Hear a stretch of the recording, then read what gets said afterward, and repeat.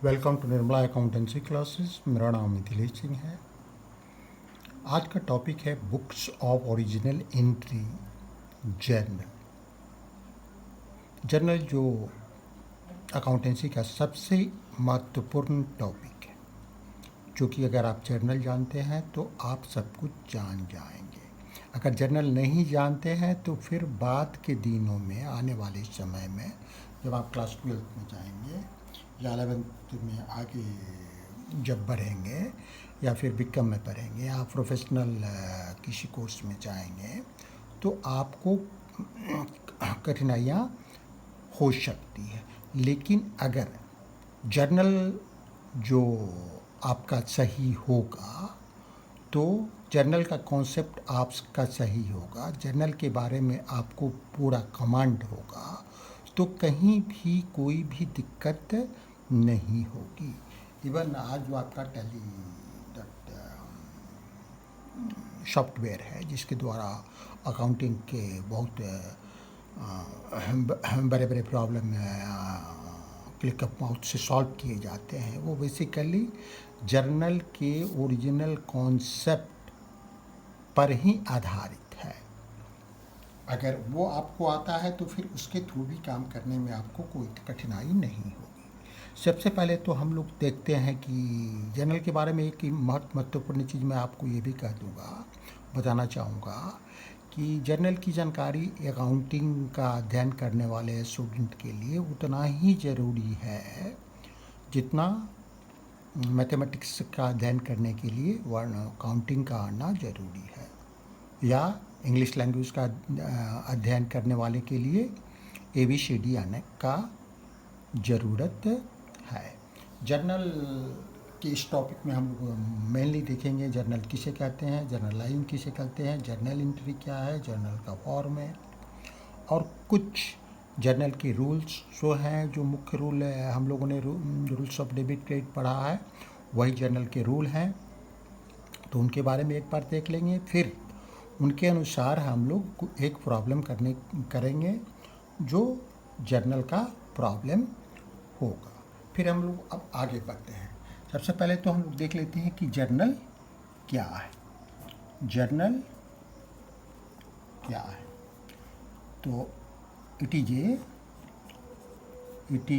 A book of prime entry. It is a book of prime entry और original record भी कह सकते हैं। Original entry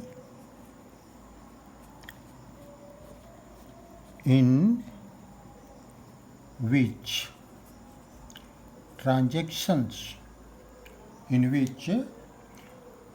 business transactions are recorded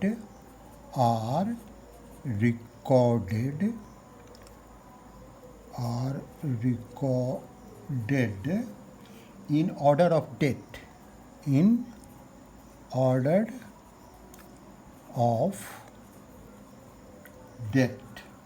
as per the rule of debit and credit, as per the rule of debit and credit, with a precise description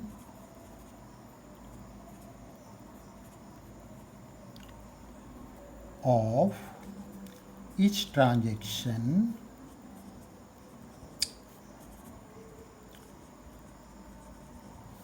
called as narration।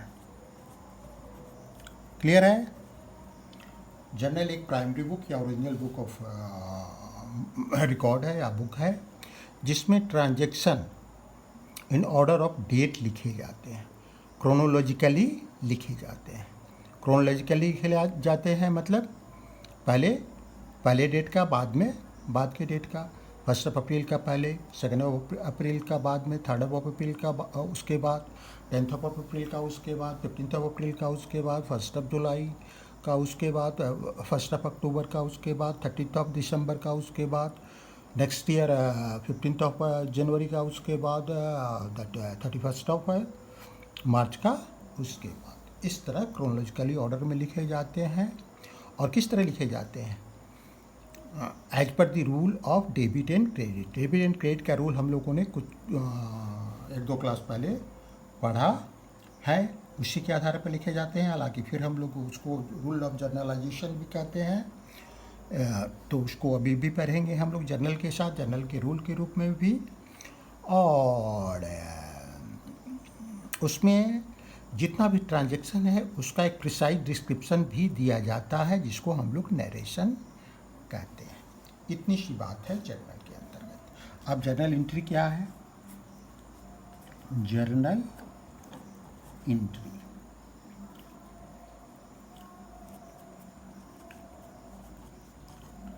an entry recorded in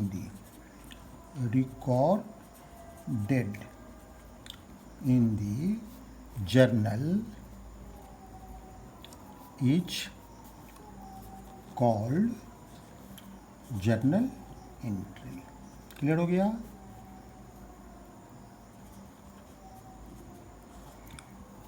जिस entry को journal book में record किया जाता है उसको journal entry कहते हैं। अब जर्नलाइजेशन क्या है? Journalisation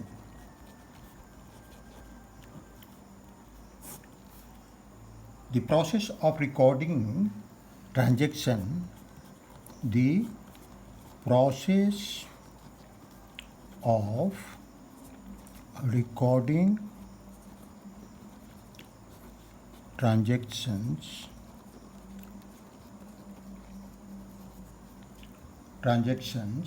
in the journal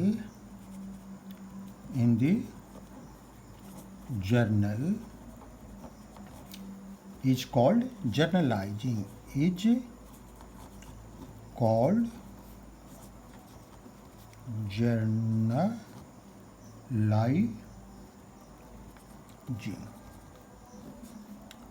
clear? Journalisation किसे कहते हैं? जर्नलाइजिंग करने का जो प्रोसेस है, मतलब जर्नल बनाने का जो प्रोसेस है उसको जर्नलाइजिंग कहते हैं। जर्नल बनाने का प्रोसेस क्या है? जर्नल की बुक में जर्नल को लिखने का जो तरीका है, जो प्रोसेस है, वो जर्नलाइजिंग है। अब हम जल्दी जर्नल का फॉर्मेट देख लेते हैं। जर्नल का फॉर्मेट क्या होता है कि बुक्स ऑफ अकाउंट्स में जितने भी प्रेजेंटेशन किए जाते हैं, चाहे जर्नल हो, चाहे लेजर हो, या ट्रायल बैलेंस हो, या फाइनल अकाउंट हो, बाद में बहुत सारी चीज़ें हम लोग पढ़ेंगे, कैश फ्लो, फंड फ्लो हो, सबका एक फॉर्मेट होता है। और आपसे एज ए स्टूडेंट ये उम्मीद की जाती है कि आप कोई भी सॉल्यूशन प्रोवाइड करेंगे वो उस पर्टिकुलर फॉर्मेट में ही करेंगे। आप ऐसे ही उसको नहीं करेंगे, नहीं तो आपके एक आध मार्क्स कट जाने के चांसेस रहते हैं। इसलिए 100% स्कोर करने के लिए ये ज़रूरी है कि आप जो भी सॉल्यूशन करें, चाहे आपके टीचर या मैं जर्नल को मैं फॉर्मेट में नहीं बनाऊं, फिर भी आप जो बनाएं वो फॉर्मेट में ही बनाएं। टीचर भी हैं, वो आपको ज़रूर बता देंगे कि ये फॉर्मेट क्या होता है, और फॉर्मेट में बना करके 1-2 आपके इलस्ट्रेशन के लिए, आपके किसी भी एग्जाम्पल के लिए दिखा भी देंगे। तो सबसे पहले हम लोग जर्नल का फॉर्मेट देख लेते हैं। ये जर्नल हुआ। जर्नल में ऊपर हम लोग टॉपिक हेडिंग ज़रूर लिख देते हैं। यहाँ कोई नाम है, जर्नल ऑफ, अगर कोई नाम है ABC,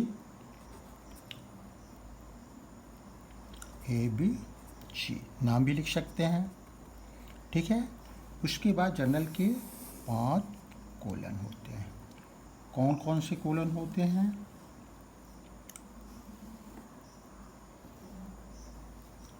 ये 5 कॉलम होते हैं।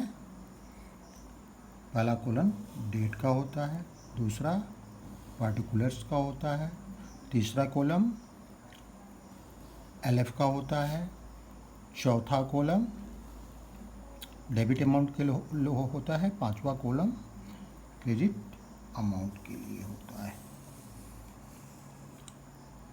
ठीक है, ये डेट मैंने बताया कि जर्नल बुक में जर्नल जब किया जाता है वो डेट वाइज लिखा जाता है। अब डेट वाइज कैसे लिखा जाता है?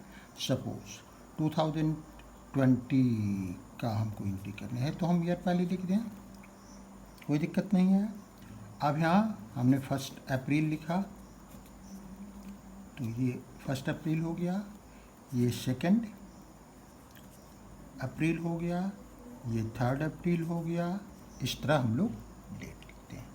फिर पार्टिकुलर्स लिखते हैं। पार्टिकुलर्स में क्या लिखते हैं? कौन सा अकाउंट डेबिट होगा, फिर टू कौन सा अकाउंट क्रेडिट होगा, ये लिखते हैं। फिर हम लोग एक नरेशन लिखते हैं। फिर उसके बाद एक लाइन खींच करके इसको क्लोज कर देते हैं। फिर दूसरा डेट वाला, जैसे 1 का लिखा हमने, तो अब यहाँ 2 यहाँ लिखेंगे, 2 अप्रैल यहाँ लिखेंगे। ठीक है, और फिर यहाँ दूसरा शुरू करेंगे।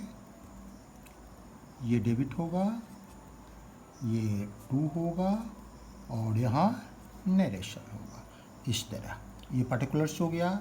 यहाँ लिखते हैं LF। LF का फुल फॉर्म है ledger volume. Ledger volume classroom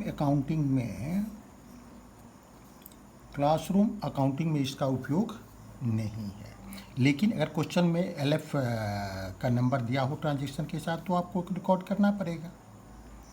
practical accounting में इसका उपयोग है, क्योंकि जर्नल से जब भी पोस्टिंग की जाती है, पोस्टिंग क्या है ये हम लोग बाद में देखेंगे। जब पोस्टिंग की जाती है लेजर अकाउंट में तो हर लेजर अकाउंट का एक फॉलियो नंबर होता है। तो यहाँ देने से हमको पता रहता है कि किस फॉलियो में ये एंट्री पोस्ट की गई है। क्लियर? तो इसका अपना उपयोग है।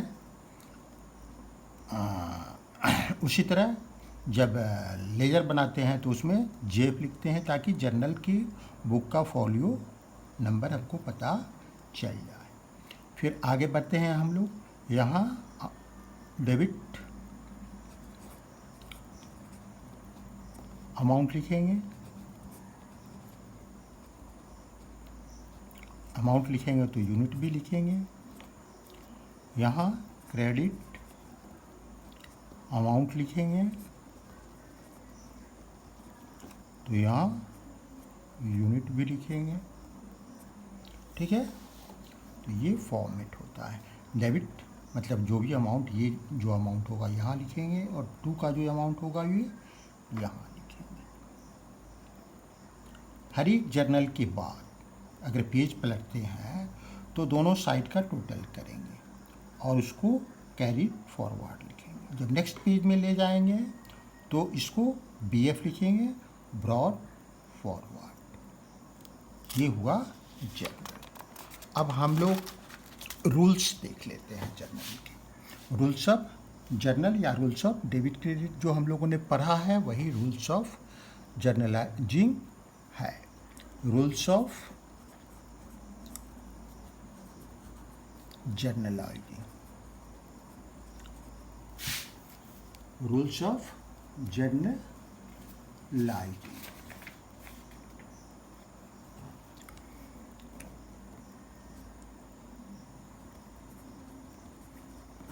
दो तरह के रूल्स हम लोगों ने पढ़ा है, एक गोल्डन रूल या इंग्लिश रूल, एक कौन सा पढ़ा है? गोल्डन रूल्स या इसको ट्रेडिशनल रूल भी कहते हैं और ट्रेडिशनल रूल्स। और दूसरा हम लोगों ने पढ़ा है मॉडर्न रूल्स, मॉडर्न रूल्स और अकाउंटिंग इक्वेशन बेस्ड रूल्स। इसको अमेरिकन रूल्स भी कहते हैं, इसको इंग्लिश रूल भी कहते हैं। अब दोनों रूल में हम लोगों ने क्या क्या पढ़ा था? हम लोगों ने सबसे पहले अकाउंट्स को 3 भागों में बांटा था। अकाउंट्स को हम लोगों ने 3 भागों में बांटा था। कौन कौन सा? That is personal account,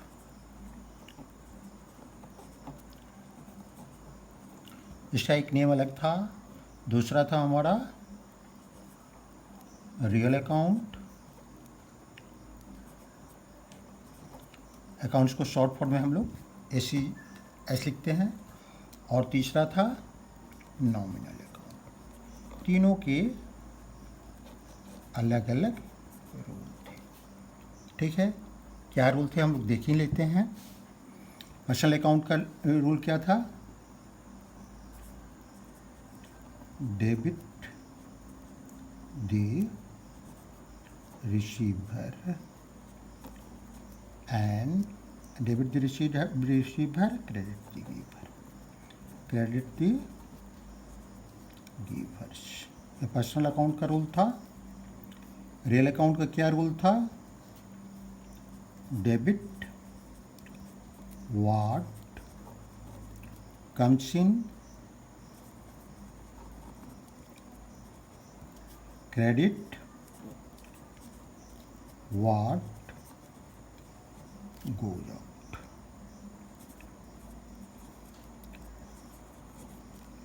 nominal account का क्या रूल था? डेबिट ऑल एक्सपेंसेस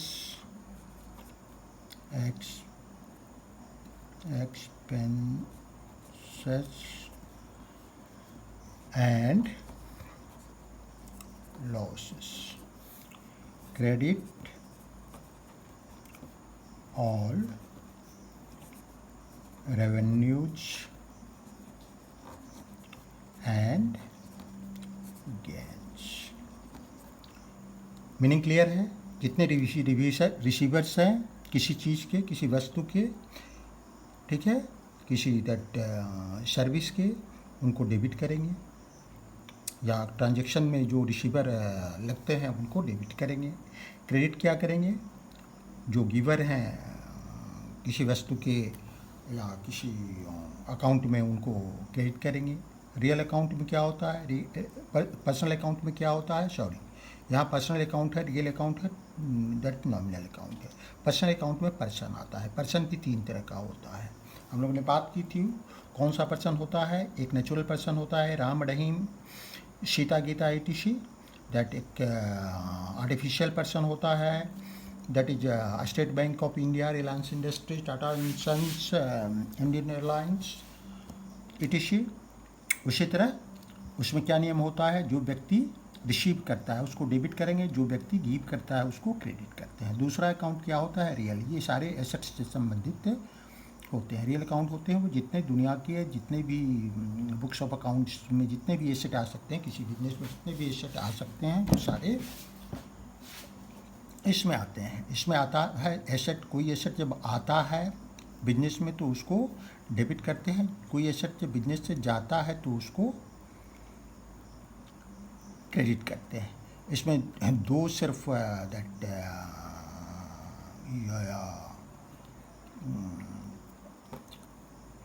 हम लोगों ने बात की थी कि उसमें 2 एक्सेप्शंस है। एक एक्सेप्शंस है बैंक अकाउंट और दूसरा एक्सेप्शन है हमारा representative personal account. Personal account में एक और आता है representative personal account. Representative personal account क्या है ये भी हम लोगों ने बात की थी। अगर किसी नॉमिनल अकाउंट में कोई प्रीफिक्स या सफिक्स लग जाता है तो रिप्रेजेंटेटिव पर्सनल अकाउंट बन जाता है, वो उसको पर्सनल अकाउंट की तरह ट्रीट करते हैं। तो हम लोगों ने एसेट की बात कर रहे थे अभी। तो एसेट में डेटर्स ऐसा एसेट है, क्रेडिटर्स ऐसा एसेट है, दैट बैंक अकाउंट ऐसा एसेट है या रिप्रेजेंटेटिव पर्सनल अकाउंट ऐसा एसेट है जो वो इसमें नहीं आता है। रिप्रेजेंटेटिव पर्सनल अकाउंट तो खैर इसमें नहीं, एसेट में आता ही नहीं है, वो नॉमिनल अकाउंट का भाग है, तो वो एसेट में नहीं आता है, वो पर्सनल अकाउंट में आता है। मतलब यहाँ बैंक अकाउंट नहीं आता है, दैट जो हमारा रिप्रेजेंटेटिव पर्सनल अकाउंट है वो भी एक एसेट हमारे लिए कभी कभी बन सकता है, तो वो भी नहीं आता है। क्रेडिटर्स अकाउंट नहीं आता है, डेटर्स अकाउंट नहीं आता है। नॉमिनल अकाउंट में क्या है, debit all expenses and losses, सारे एक्सपेंसेज और लॉसेज को डेबिट करते हैं, और जितने भी दैट रेवेन्यूज आमदनी होती है या रेवेन्यूज होता है और जो गेंस होता है उनको क्रेडिट करते हैं। उसी तरह जो मॉडर्न रूल है उसमें क्या है, मॉडर्न रूल में जो जितने भी हमारे अकाउंट्स हैं या जितने भी अकाउंट्स हम यूज़ करेंगे किसी बिजनेस में हो सकता है, उनको हम लोग 5 भागों में बांटते हैं। ठीक है, इसको हम कह सकते हैं जैसे एक पुरानी दैट अस्टंजा है हिंदी की कि क्षितिजल पावक गगनन शमीरा पंच तत्व से बना शरीर। क्षिति मतलब 5 तत्व से हम लोगों का शरीर निर्मित है, 5 एलिमेंट्स से हमारा शरीर निर्मित है। उसी तरह अकाउंट्स जो हैं किसी भी बिजनेस ऑर्गेनाइजेशन के, किसी भी बिजनेस हाउस के, वो मॉडर्न रूल के अनुसार 5 भागों में बांटा गया है। उसको याद रखने के लिए हम लोग एक कोड का यूज़ कर सकते हैं, दैट इज क्लियर। ठीक है, क्लियर कोड है। क्लियर का मतलब क्या है, C for capital, L for liabilities, E for expense, हम थोड़ा सा इसको अलग लिखते हैं, एक्सपेंस, A फॉर एसेट्स,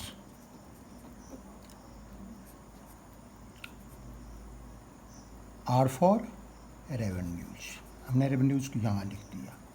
ठीक है, लेकिन हम वर्ड यही याद रखें, या अगर आपको दिक्कत हो रही है तो आप इसी क्रम में लिख दें, थोड़ा सा 2 बार हमको काम करना पड़ेगा। रेवेन्यूज, ये क्रम आपका बना रहा क्लियर वाला, तो कैपिटल है, लायबिलिटीज है, एक्सपेंसेज है, एसेट्स है, रेवेन्यूज। ये जो दोनों हैं और ये एक ग्रुप का है और ये दोनों एक ग्रुप का है।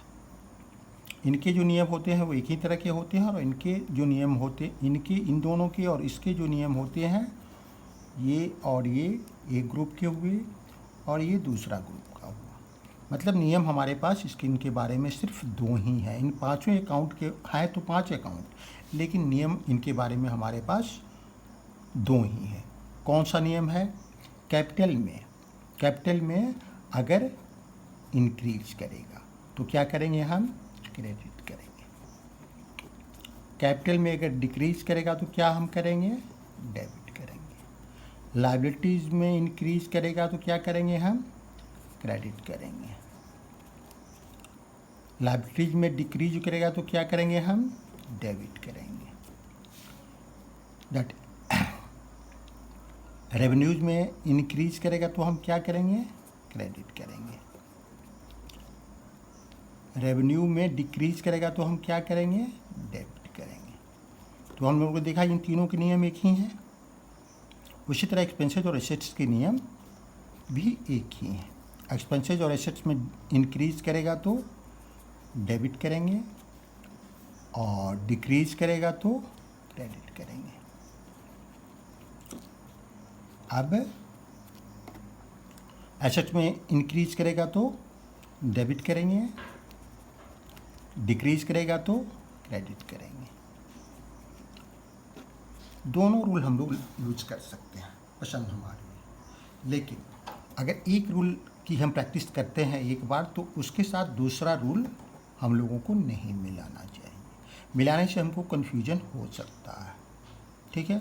जैसे एसेट्स हमने बताया, अब एसेट्स में जितने भी आपके एसेट्स हैं किसी बिजनेस हाउस के वो सब आ सकते हैं, लेकिन हमने यहाँ बैंक अकाउंट बता दिया आपको कि ये पर्सनल अकाउंट। तो दोनों को साथ साथ यूज़ नहीं करना चाहिए। अगर आपको आप बिगिनर्स हैं, आप चीज़ों को अभी ठीक से प्रैक्टिस नहीं किया है आपने, तो ऐसा करना आपको कन्फ्यूजन में डाल सकता है। क्यों नहीं हम सतर्क रहें।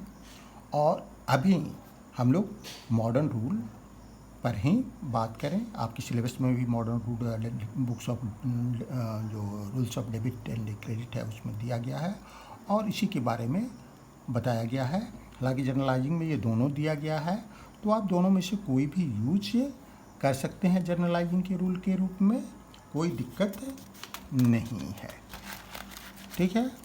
अब हम लोग आगे बात करते हैं।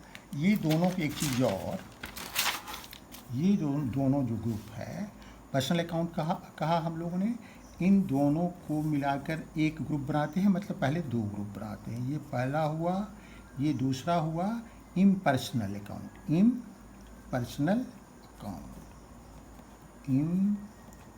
Impersonal account. अब इम्पर्सनल अकाउंट के हमारे ये दो भाग हो जाते हैं, एक हो जाता है रियल और दूसरा हो जाता है नॉमिनल, ठीक है। आगे कभी थियरी क्वेश्चन आपके पास आ जाता है 1 मार्क्स 2 मार्क्स का, क्या पर golden rule how many types are of accounts, तो आप ये लिख सकते हैं। उसी तरह as per modern rule how many types are of accounts, तो आप ये 5 क्लियर वर्ड आपको याद रहेगा तो आराम से इसको लिख सकते हैं। अब हम लोग कुछ जर्नलाइजेशन का प्रैक्टिस करते हैं। जर्नलाइजेशन करने के लिए हम लोग को क्या करना पड़ेगा ये हम लोग देखेंगे एक एक करके, और समझने का एक प्रोसेस है। उस प्रोसेस के अनुसार हम लोग जल्दी जल्दी जर्नलाइजेशन करते हैं। सबसे पहले तो एक जर्नल में फॉर्मेट में आपको बना करके दिखा देता हूँ। एक फॉर्मेट हम लोगों ने यहाँ बनाया है, तो इसी को हम फॉर्मेट में दिखा देते हैं। इसी फॉर्मेट में एक जर्नल में बना के दिखा देता हूँ, फिर आगे वाला जर्नल मैं आपको बनाऊँगा।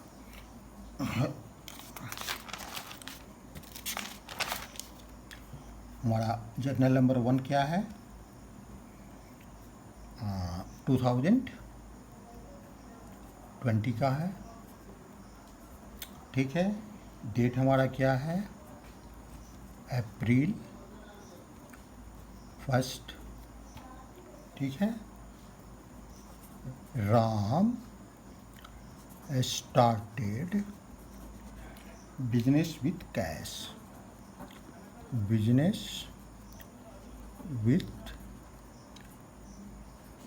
कैश ₹50,000, ठीक है। अब इसको हम फॉर्मेट में बना करके आपको दिखा देते हैं कैसे फॉर्मेट में इसको बनाया। 1 अप्रैल का है ये, 2020 हम लोगों ने लिख दिया है डेट में 1 अप्रैल। अब यहाँ क्या करेंगे हम लोगों को, पहले तो हम लोग जर्नल को समझ लें। यहाँ राम क्या है, या Ram started business. Started business मतलब राम एक ऑनर है जो बिजनेस में कैपिटल लगा रहा, पूंजी लगा रहा है। तो यहाँ क्या लिखेंगे, सबसे पहले तो कोई भी ट्रांजैक्शन जब होगा जर्नलाइजेशन का, तो उसमें हम लोग 2 अकाउंट ढूंढते हैं।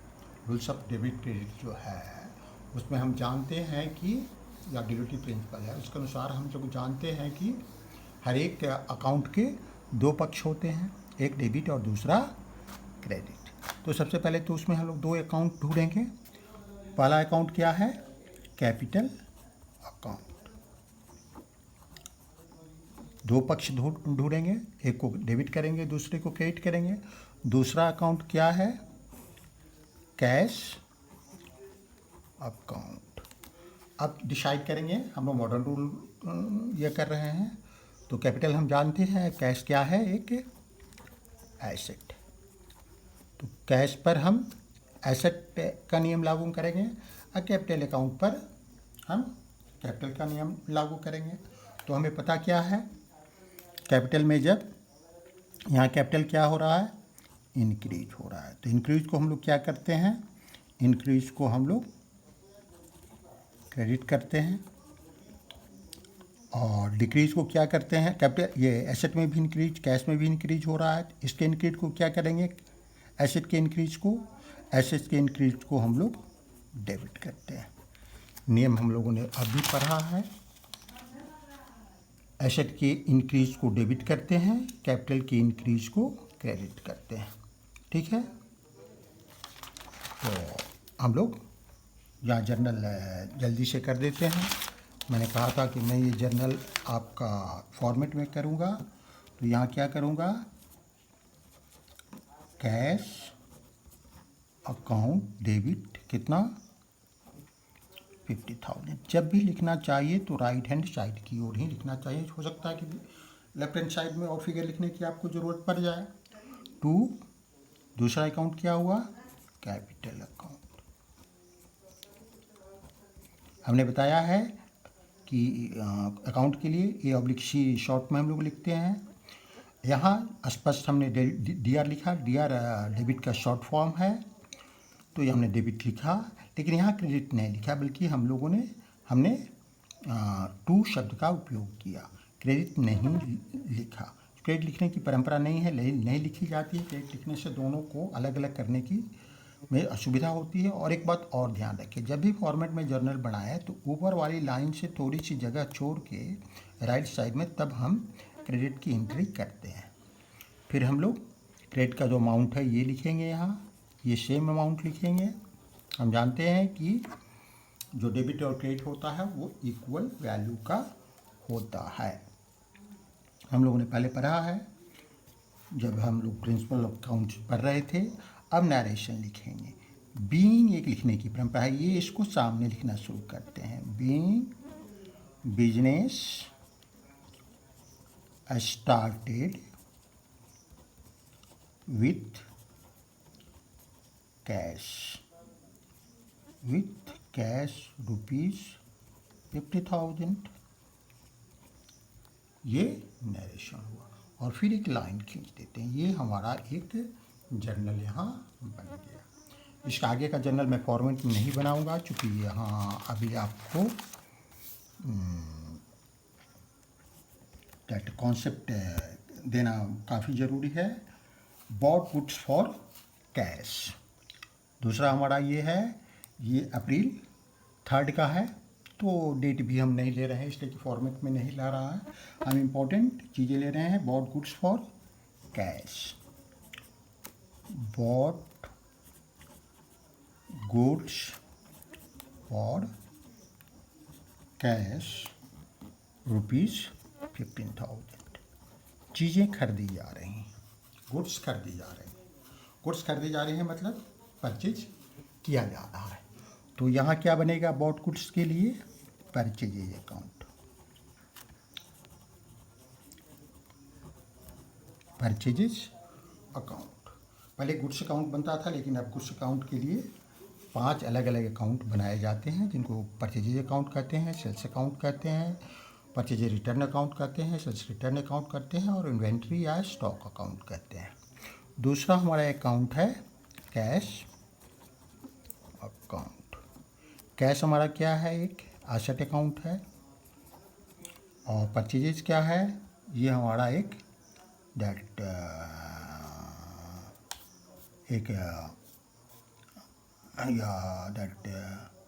एक्सपेंसेस का अकाउंट है। ये हमारा एक्सपेंसेस का अकाउंट है। ठीक है, तो एक्सपेंसेस के अकाउंट को हम लोग क्या करते हैं, एक्सपेंसेस के इंक्रीज को हम लोग क्या करते हैं, एक्सपेंसेस के इंक्रीज को हम लोग डेबिट करते हैं। तो इसको डेबिट करेंगे। और एसेट यहाँ क्या हो रहा है, जब गुड्स बॉट कर रहे हैं तो एसेट कैश का डिक्रीज हो रहा है, कैश में कमी हो रही है। तो एसेट के डिक्रीज को हम लोग क्या करते हैं, क्रेडिट करते हैं। ये नियम है, यहाँ आप देख लें। एक्सपेंसेस के इंक्रीज को डेबिट करते हैं और एसेट्स के डिक्रीज को क्रेडिट करते हैं। तो जनरल क्या बन जाएगा, purchases account debit,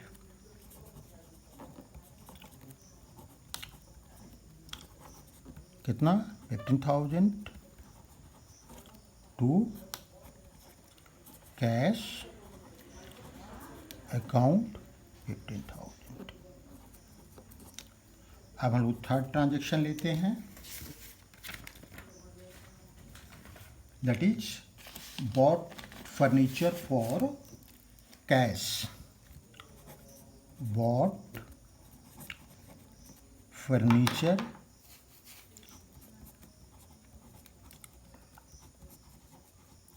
for cash ₹5,000,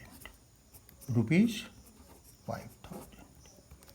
furniture एक अकाउंट है, ठीक है, और कैश दूसरा अकाउंट है।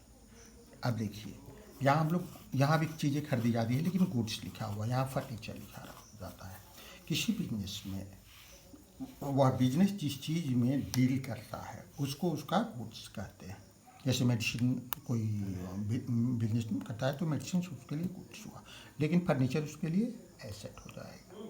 लेकिन फर्नीचर में कोई अगर बिजनेस डील कर जाता है तो फर्नीचर उसके लिए गुड्स हो जाएगा, और उसका जो मशीन्स होगा, टूल्स होगा, वो उसके लिए एसेट हो जाएगा। उसके पास अगर कोई मोटर व्हीकल है, दैट इज कोई व्हीकल है फर्म के यूज़ के लिए, फर्म के काम के लिए, तो उसका एक एसेट हो। उसके पास कंप्यूटर है तो एक एसेट हो जाएगा, लेकिन कंप्यूटर में डीलिंग करने वाले के लिए वो गुड्स हो जाएगा।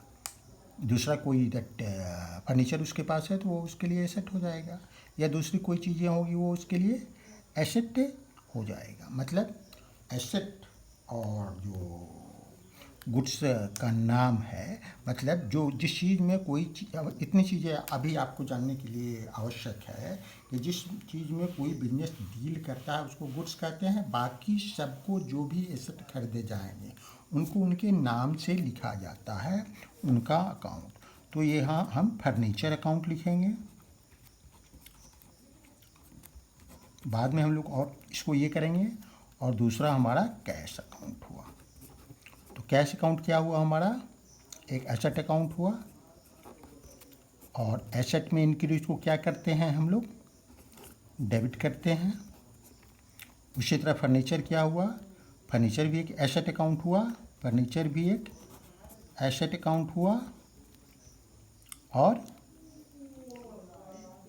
सॉरी एसेट में यहाँ डिक्रीज हो रहा है, एसेट में यहाँ डिक्रीज हो रहा है, तो डिक्रीज को क्या करेंगे, क्रेडिट करेंगे। जब फर्नीचर खरीद रहे हैं कैश दे करके तो कैश तो हमारा घट रहा है, और फर्नीचर हमारा एक एसेट बढ़ रहा है, तो एसेट यहाँ जो बढ़ रहा है उसको क्या करेंगे, डेबिट, और जो एसेट घट रहा है उसको क्या करेंगे, क्रेडिट। तो जर्नल क्या बनेगा हमारा, फर्नीचर अकाउंट डेबिट। बहुत ही आसान है, कोई दिक्कत नहीं होगी जब आप प्रैक्टिस करने लगेंगे। कितना, 5,000 टू कैश अकाउंट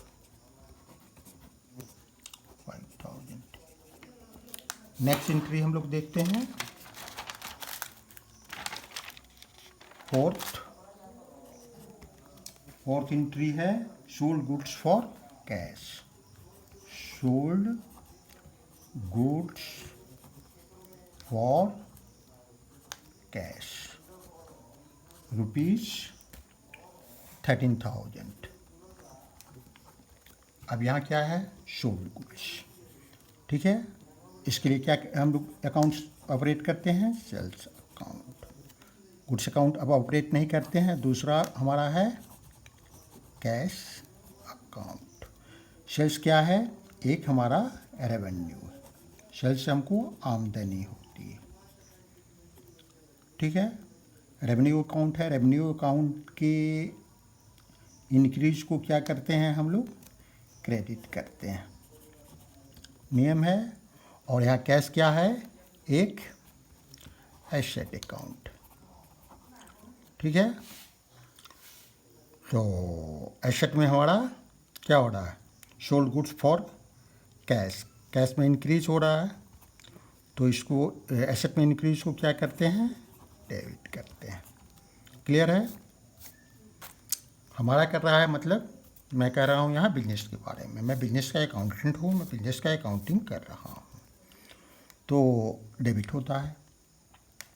तो फिर हम जर्नल क्या करेंगे? कैश अकाउंट डेबिट कितना 13,000 टू सेल्स अकाउंट 13,000। ये सेल्स अकाउंट के बारे में हमने नहीं देखा था, आप लोग यहाँ एक बार देख लेते हैं। यह रेवेन्यू अकाउंट है। रेवेन्यू में इंक्रीज को क्रेडिट करते हैं, डिक्रीज को डेबिट करते हैं। रेवेन्यू में इंक्रीज हो रहा है, क्रेडिट किया।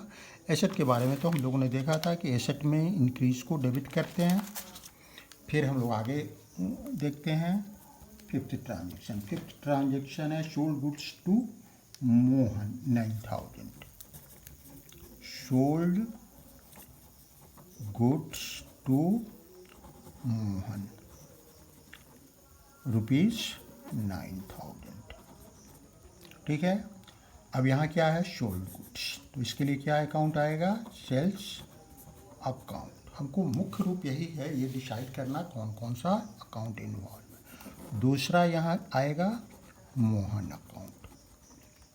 मोहन एक ऐसा व्यक्ति है जिसको हम उधार माल भेज रहे हैं। क्वेश्चन अगर ऐसा दिया हुआ है, इसमें कैश की चर्चा नहीं है और नाम दिया हुआ है, इसका मतलब उधार होता है। उधार शब्द ला के क्रेडिट शब्द कहीं नहीं लिखा हुआ है, लेकिन हम इस तरह के क्वेश्चन की अगर भाषा होगी तो हम लोग यही मानेंगे।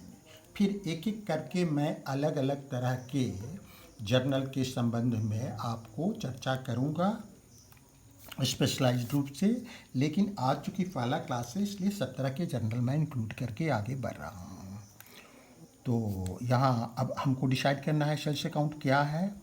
तो ये हमारे लिए एक रेवेन्यू अकाउंट, आमदनी का स्रोत है। और मोहन क्या हुआ? मोहन से हमको पैसा लेना है। पैसा लेना है तो ये हमारे लिए एक एसेट अकाउंट हो जाएगा, डेटर्स हो जाएगा, एसेट अकाउंट हो जाएगा। इसको हम लोग डेटर्स भी कहते हैं। और डेटर में इंक्रीज करता है तो क्या कहते हैं? इसको डेबिट करते हैं। और रेवेन्यू अगर इंक्रीज करेगा तो क्या करेंगे? क्रेडिट करेंगे। तो क्या होगा? Journal Mohan account debit 9,000 to sales account 9,000। अब नेक्स्ट ट्रांजेक्शन लिखते हैं। Bought goods from Amit. Bought goods from Amit. Bought goods from Amit ₹11,000। अब यहाँ क्या है? एक अकाउंट गॉट गुड्स है, इसके लिए हम लोग परचेजेज अकाउंट लेते हैं। दूसरा अमित अकाउंट है, दूसरा अमित अकाउंट है। यहाँ खरीद रहे हैं गुड्स, तो खरीद रहे हैं तो इसका मतलब यहाँ कोई कैश की चर्चा नहीं है, एक व्यक्ति का नाम लिखा हुआ है। इसका मतलब है कि इस तरह का लैंग्वेज रहता है तो इसका मतलब है कि उधार खरीद रहे हैं। तो ये क्या हुआ? एक रेवेन्यू अकाउंट। और ये हमारा एक क्रेडिटर्स हो गया। उधार खरीदते हैं तो क्या हो गया? एक क्रेडिटर्स हो गया। क्रेडिटर से क्या नियम है? क्रेडिटर में हमारा यहाँ इंक्रीज कर रहा है तो क्रेडिटर के इंक्रीज को क्या करते हैं? हम क्रेडिट करते हैं। और रेवेन्यू के इंक्रीज को दैट रेवेन्यू परचेज रेवेन्यू नहीं है, परचेज एक एक्सपेंस, सॉरी परचेज एक परचेज करते हैं तो हम क्या करते हैं? खर्च कर रहे हैं, तो एक एक्सपेंस है। परचेज हमारा एक एक्सपेंस है। परचेजेज हमारा एक एक्सपेंस है। फर्नीचर एक एसेट है, ठीक है। परचेजेज हमारा एक एक्सपेंस है। एक्सपेंस में इंक्रीज को हम लोग क्या करते हैं? करते हैं। तो जर्नल क्या बनेगा हमारा, purchases account debit,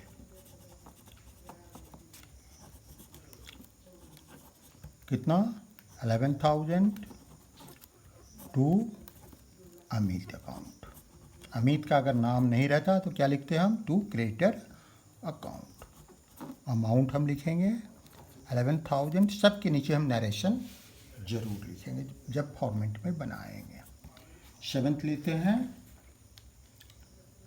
cash received from Mohan. Cash received, CRECEIVED, received from Mohan, rupees कितना मिला मोहन से, 7,000। मोहन को हम लोगों ने उधार माल बेचा था, हम लोगों को मोहन से कैश रिसीव हुआ। तो यहाँ मोहन को हम लोगों ने सोल्ड गुड्स टू मोहन 7,000 मिला। तो क्या लिखेंगे हम यहाँ, तो मोहन अकाउंट हुआ एक हुआ मोहन अकाउंट। ये हमारा क्या था, एसेट अकाउंट था, ठीक है। तो एसेट अकाउंट में क्या हुआ, अभी एसेट अकाउंट में हमारा डिक्रीज हो गया। एसेट में डिक्रीज को क्या करते हैं, क्रेडिट। और ये कैश मिला, कैश अकाउंट में इंक्रीज हुआ। कैश भी एक एसेट अकाउंट है और मोहन अकाउंट क्या है, एक एसेट अकाउंट। एसेट में डिक्रीज हुआ तो क्रेडिट किए, एसेट में इंक्रीज हुआ तो क्या करेंगे, डेबिट। तो cash account debit 7,000 to Mohan account 7,000, ठीक है। यहाँ नियम हम लोग स्पष्ट देख सकते हैं, कोई दिक्कत नहीं है। एसेट में इंक्रीज हुआ तो डेबिट किया, डिक्रीज हुआ तो क्रेडिट किया। नेक्स्ट हम लोग क्वेश्चन देखते हैं। 8th, paid to Amit 9,000, paid to Amit rupees 9,000। अभी अमित से हम लोगों ने उधार माल खरीदा था, उसको हम लोगों ने पेमेंट किया। तो एक तो अकाउंट यहाँ क्या हो गया, अमित का अमित अकाउंट, और दूसरा अकाउंट क्या हो गया, कैश अकाउंट। अमित क्या है हमारे लिए, एक हमने देखा था क्रेडिटर्स। क्रेडिटर्स में जब कमी होती है तो उसको क्या करते हैं हम लोग, क्रेडिटल में डिक्रीज होता है तो क्या करते हैं हम लोग, क्रेडिटर्स में जब डिक्रीज होता है तो क्या करते हैं हम लोग उसको डेबिट करते हैं। तो अमित को डेबिट करेंगे। और जब हमने पेमेंट किया तो क्या घटा हमारा, एक ये एसेट अकाउंट है, एसेट में डिक्रीज को क्या करते हैं, क्रेडिट करते हैं। एसेट में डिक्रीज को क्या करते हैं, क्रेडिट करते हैं। तो हम अमित अकाउंट डेबिट करेंगे, अमित अकाउंट को डेबिट करेंगे 9,000 टू कैश अकाउंट। अब हम क्वेश्चन नंबर 9 लेते हैं। Sold goods to Sumit for cash. Sold goods to Sumit for cash rupees 6,500। Sumit को हम लोगों ने 6,500 का गुड्स बेचा कैश में। अब देखिए यहाँ नाम भी है और कैश भी है और यहाँ सोल्ड गुड्स भी है, तो यहाँ तो सेल्स अकाउंट हो जाएगा। यहाँ सुमित अकाउंट और कैश अकाउंट, ये दोनों में से कौन सा चुनेंगे। अगर कैश और नाम दोनों दिया हुआ है तो हम नाम को इग्नोर कर देते हैं। क्यों कर देते हैं, अब ये ट्रांजैक्शन है, जब कैश किसी ग्राहक से हमको मिल गया और हमने उनको सामान बेच दिया, फिर उनका अकाउंट रखने की क्या ज़रूरत है, उनसे पैसा तो हमको लेना देना नहीं है। हाँ, गुड्स को रिटर्न करने के लिए लाएंगे तो फिर हमको देखना होगा, तो उतना रिकॉर्ड तो हमारे पास ऑलरेडी होगा। तो ये लॉजिक लगाना ज़रूरी है, आपको समझ में आ जाएगा कि यहाँ कैश अकाउंट ही हम लोग लेंगे। कैश हमारा क्या है? एसेट है। कैश हमारा क्या है? एक एसेट है। एसेट हमारा क्या कर रहा है? इंक्रीज कर रहा है, तो क्या करेंगे? डेबिट। सेल्स हमारा क्या है? एक रेवेन्यू है। रेवेन्यू क्या कर रहा है? हमारा इंक्रीज कर रहा है। रेवेन्यू की इंक्रीज को क्या करते हैं? क्रेडिट। तो क्या हम लोग का जर्नल बनेगा? Cash account debit 6,500 to sales account 6,500।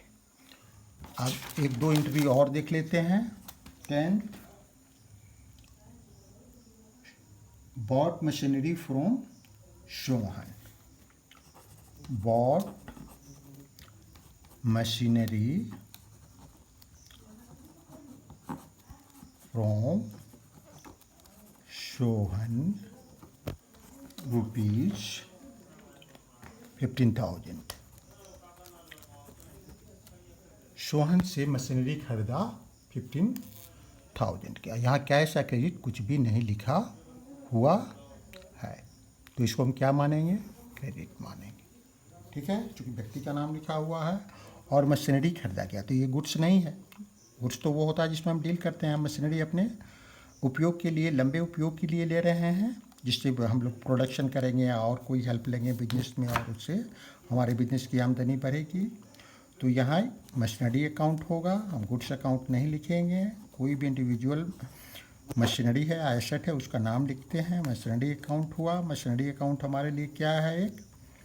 एक एसेट अकाउंट, एक एसेट अकाउंट है। और एसेट अकाउंट में इंक्रीज को हम लोग क्या करते हैं? डेबिट। ठीक है। फ्रॉम सोहन, सोहन हमारा क्या हो गया? यहाँ एक क्रेडिटर्स हो गया। गुड्स का उधार खरीदें या मशीन खरीदें, दोनों में ये क्रेडिटर्स होगा। लेकिन नाम अगर लिखा है तो नाम ही लिखते हैं अकाउंट। ये हमारा क्या हो गया? क्रेडिटर। क्रेडिटर में इंक्रीज को क्या करते हैं? क्रेडिट। तो यहाँ क्या करेंगे? Machinery account debit,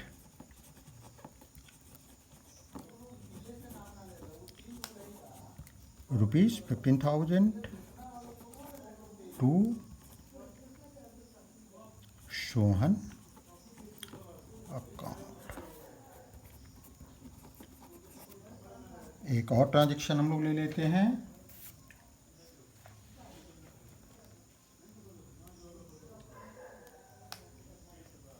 paid salary to Gopal rupees 2,500। Paid salary to Gopal rupees 2,000। ठीक है। अब यहाँ फिर देखिए, आपको कंफ्यूज करने के लिए दो चीज़ें देखिए हैं। गोपाल भी दिया है, रुपीज़ 2,000 दे रहा, तो गोपाल को यहाँ कैश दिया। पेमेंट का मतलब है कि कैश में दिया जा रहा है। पेड का मतलब ही है कैश। और सैलरी क्या है? एक एक्सपेंस है। सैलरी क्या है? एक एक्सपेंस है। और यहाँ क्या है? कैश। कैश क्या है? एक एसेट। पेमेंट किया तो एसेट में डिक्रीज हुआ। डिक्रीज को क्या करेंगे? क्रेडिट करेंगे। एक्सपेंस हुआ तो एक्सपेंस में इंक्रीज हुआ। एक्सपेंस में इंक्रीज को क्या करते हैं? डेबिट करते हैं। एक्सपेंस में इंक्रीज को क्या करते हैं? डेबिट करते हैं। ठीक है। जर्नल क्या बनेगा? जर्नल बनेगा सैलरी अकाउंट डेबिट,